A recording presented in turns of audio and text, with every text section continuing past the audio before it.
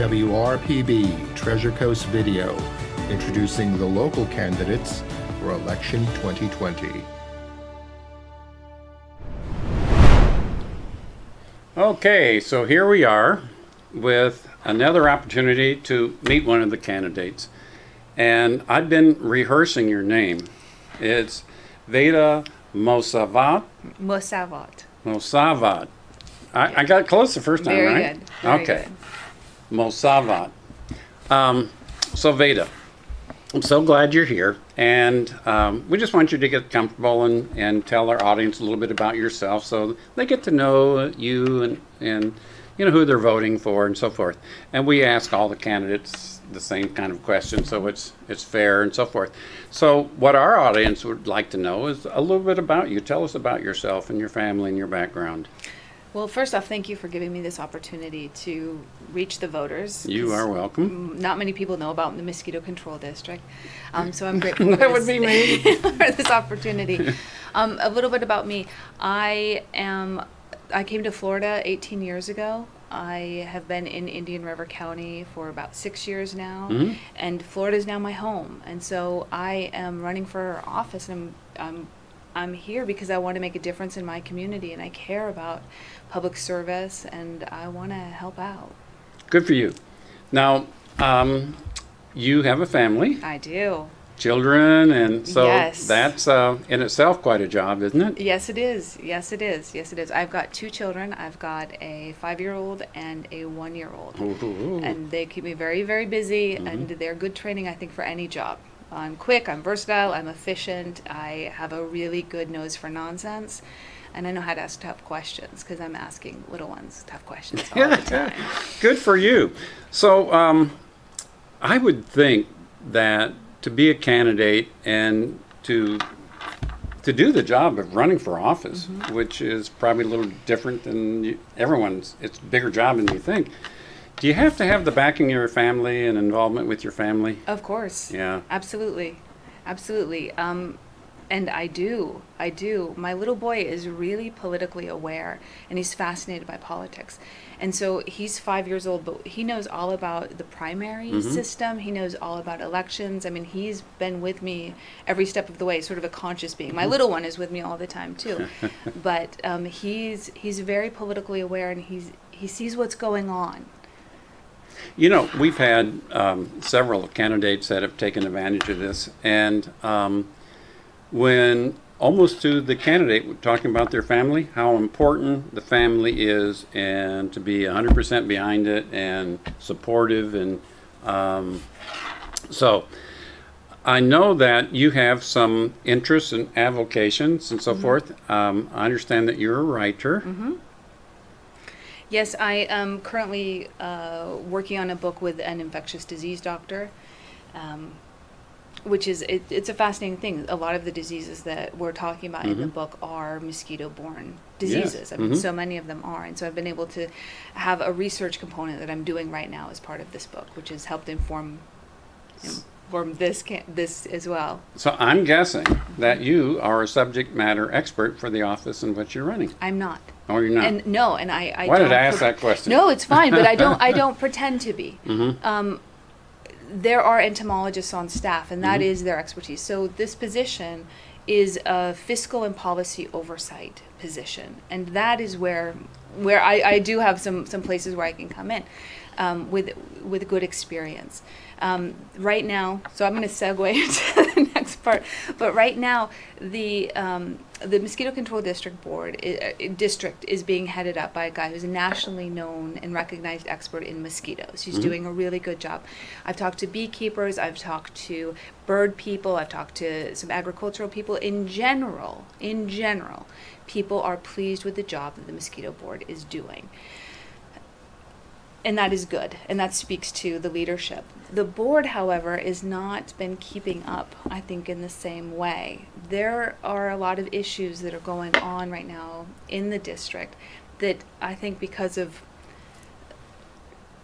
because of an old boys network that is there, aren't being addressed. I mean, there are these issues that aren't being addressed. One of those issues are these incredible salary raises that the board keeps voting through. I'm talking about public servants whose salaries are doubling in 5-7 years. I mean, I'm looking at some things where people are tripling their salaries in less than 20 years. I don't know how that's happening, and I think it's happening because there's just not enough oversight, and I think that the Mosquito Board has flown under the radar for far too long, and that they lack oversight, and they need people who are paying attention, who aren't afraid to ask tough questions, like why are these raises so big? Why are people doubling their salary? And my background as a journalist and my background in communications really sets me up to say, to call shenanigans and say, I think that there's a problem here. So you're the ideal candidate for that, to draw attention to things that need to be seen and heard, understood and addressed. So I'm really curious. So here's a mother of two deciding to get into politics. So what made you, decide to run for office and get into politics? There are two reasons. I have a 5-year-old boy and I have a 1-year-old girl. And I was very inspired by Elizabeth Warren's campaigning. She wasn't my candidate, but I was really inspired with the message she gave to little girls and these pinky promises about, I'm running for president because that's what girls do. And I thought that's beautiful. And that was this great message for me as a brand new mother of a daughter. My daughter's the younger one. And then for my son, I want there to be politicians that he can be proud of, that he can. I believe in government. I believe in a non-cynical view of our leaders being good people who are looking out for other people. And so I'm running because I don't always see that. You raised an interesting, a central point to elections is good quality candidates. And I don't know if it's just because we've been doing this with candidates, but for some reason, I think 2020, locally, there are a lot of really good people stepping forward that just might not have stepped forward, but they're stepping forward, and they're making a difference. I hope so. I mean, I think that the pandemic has given everyone sort of an opportunity to reflect on what's most important. And I think that some people who would never have run for office normally have said, I want to be part of the solution. I want to be making my community better. Exactly. So, what are the issues that you see surrounding this particular campaign?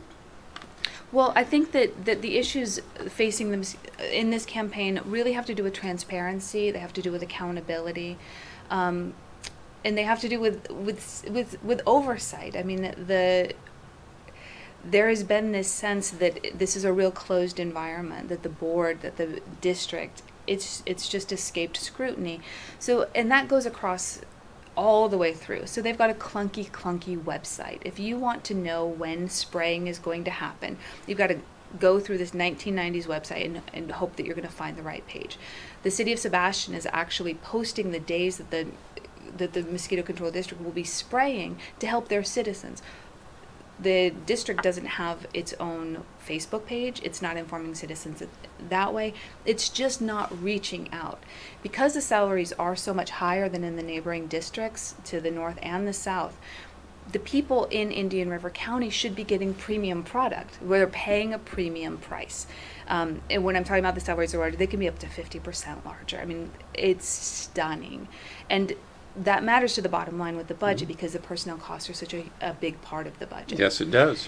So I really think that there needs to be more transparency. And if, controlling mosquitoes in what used to be called, Indian River County used to be called Mosquito County. It was the first mosquito control district that was created. So what they're doing is a huge job.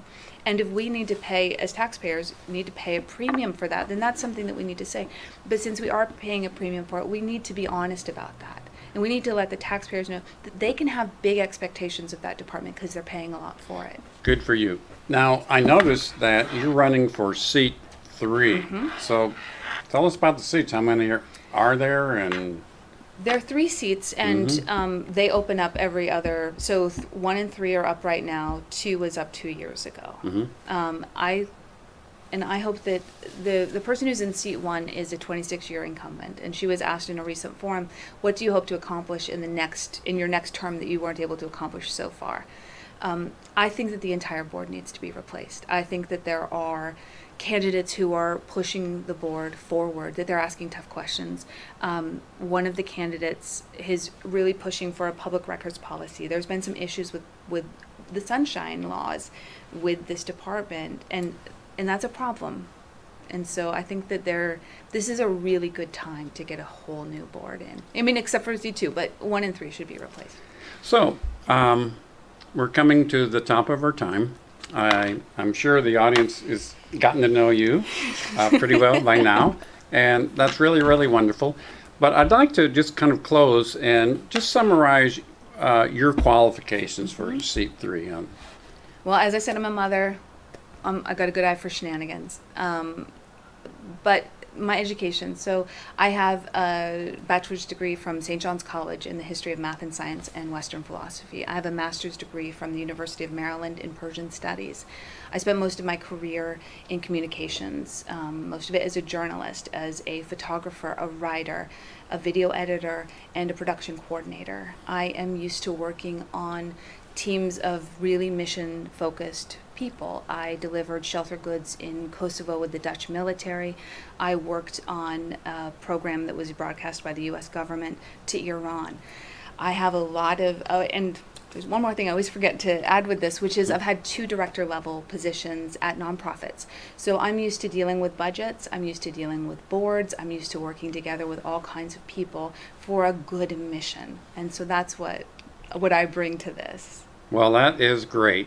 Anything else that you want to say or ask while we're still behind the camera? I guess there is one thing, and that is it's to the voters of Indian River County. I am new to the county, and I love this place. This is where I had 6 months or 6 years. 6 right? years. 6 years. I've had 2 children here, and this is my home. And I really hope for the opportunity to serve you as a commissioner on the Mosquito Control District Board. So here's Veda, who was very nervous coming on. She's used to being on the other side of the camera. And welcome to this side. It was just wonderful being with you. And folks, get out and vote.